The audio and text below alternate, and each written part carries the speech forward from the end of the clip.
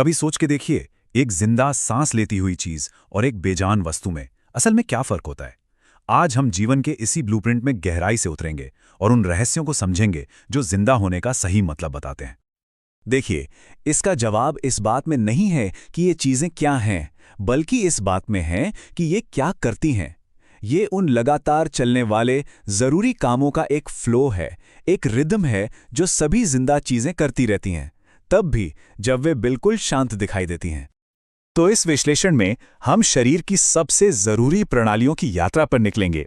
हम ये समझने से शुरू करेंगे कि हमें जिंदा क्या बनाता है, फिर जानेंगे कि हम अपने शरीर को ईंधन कैसे देते हैं, ऊर्जा कैसे बनाते हैं, जरूरी चीजों को हर जगह कैसे पहुंचाते हैं, और आखिर में हम शरीर की सफाई कैसे करते हैं। तो चलिए सबसे पहले जीवन की परिभाषा को ही समझते हैं। वो कौन से बुनियादी नियम हैं जो सभी जिंदा चीजों पर लागू होते हैं। इन जीवन प्रक्रियाओं को ना शरीर का जरूरी सॉफ्टवेयर समझ लीजिए, जो हमेशा बैकग्राउंड में चलता रहता है। ये वो नॉनस्टॉप बेहद जरूरी काम हैं जो पूरे सिस्टम को चालू रखते हैं, और यही चीज एक जिंदा को बेजान से अलग करती है। तो हमारी ये खोज जीवन के इन 4 आपस में जुड़े हुए पिलर्स पर फोकस करेगी। हम अपना खाना कैसे हासिल करते हैं, उस खाने को ऊर्जा में कैसे बदलते हैं, उस ऊर्जा को हर जरूरत की जगह तक कैसे पहुंचाते हैं, और फिर बचे हुए कचरे को कैसे साफ करते हैं।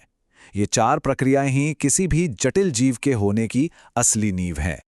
तो सबसे पहले बात करते हैं ईंधन की। हर जिंदा मशीन को एक पावर सोर्स तो चाहिए ही। तो जीवन काम करने के लिए जरूरी कच्चा माल और ऊर्जा आखिर हासिल कैसे करता है। इसके लिए ना जीवन ने 2 मेन स्ट्रैटेजीज बनाई हैं। एक है ऑटोट्रॉफ्स यानी स्वपोषी, जो पौधों की तरह आत्मनिर्भर होते हैं, और दूसरे हैं हेट्रोट्रॉफ्स यानी विषमपोषी, जो हम जैसे उपभोक्ता हैं, जो अपने भोजन के लिए दूसरों पर निर्भर रहते हैं।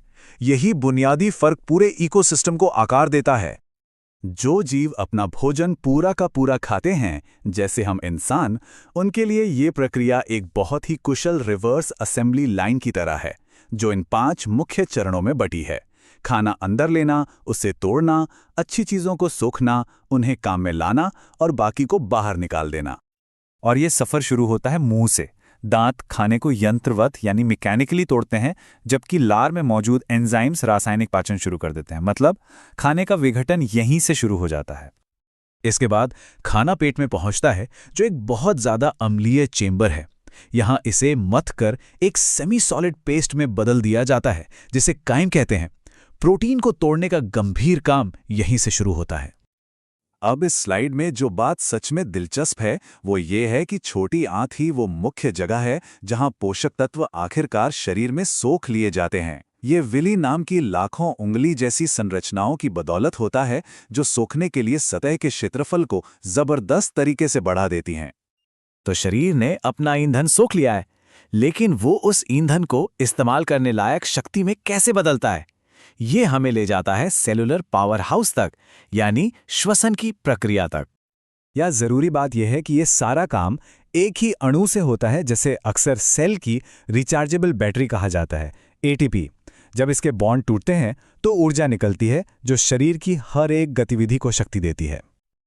और ये स्लाइड शानदार ढंग से दिखाती है कि कोशिकाएं एटीपी बनाने के 2 मुख्य तरीके अपनाती हैं। ऑक्सीजन के साथ, जो बेहद कुशल है और ज्यादा ऊर्जा पैदा करती है, या उसके बिना, जो कम कुशल है और कभी-कभी मांसपेशियों में लैक्टिक एसिड का कारण बन सकती है। अब हमारे पास ईंधन और ऊर्जा दोनों हैं, लेकिन हम इन जरूरी संसाधनों को शरीर की खरबों कोशिकाओं में से हर एक तक कैसे पहुंचाते हैं। आइए शरीर के इस अविश्वसनीय डिलीवरी नेटवर्क को समझते हैं। यह परिवहन प्रणाली 2 तरह के वाहिकाओं पर निर्भर करती है। धमनियां, जो सप्लाई लाइन की तरह काम करती हैं और ऑक्सीजन से भरपूर रक्त को हृदय से दूर ले जाती हैं, और नसें, जो वापसी चैनलों का काम करती हैं और ऑक्सीजन रहित रक्त को वापस हृदय तक लाती हैं। हम इंसानों में एक असाधारण रूप से कुशल प्रणाली है, जिसे दोहरा परिसंचरण कहते हैं। जैसा कि आप देख सकते हैं, हर पूरे चक्कर के लिए खून दिल से 2 बार गुजरता है।